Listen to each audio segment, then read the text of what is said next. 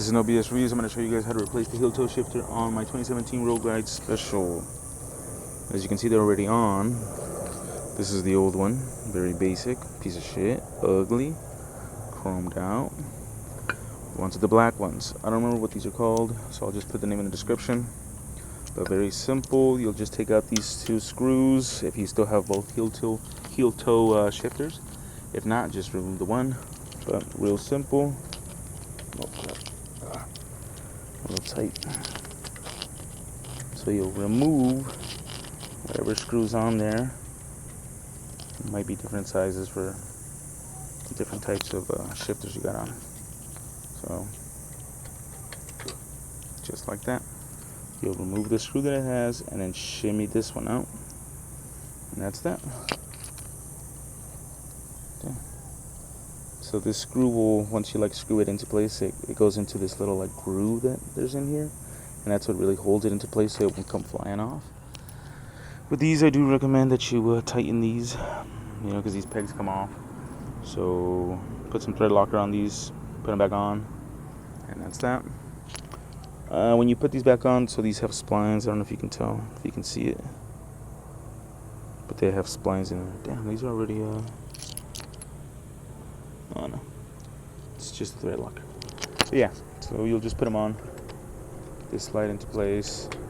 Obviously, you'd want to sit on the bike first, just so you can see where you want them, so they're a little more comfortable, or in case you want some some space for your boots. You got some thick old boots, and just so they fit under here, and just so you have enough room when you actually shift. Same goes for the back.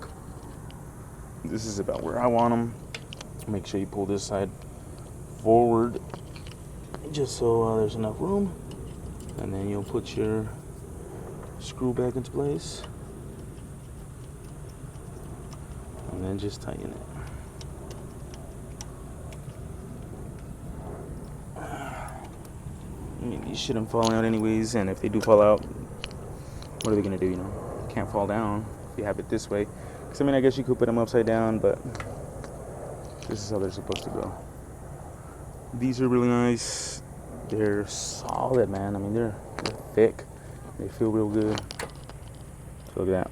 Still got about half an inch of room in the back. And in case I don't want to use the, push it, actually use it like how it's supposed to be, I can still put my boot under here.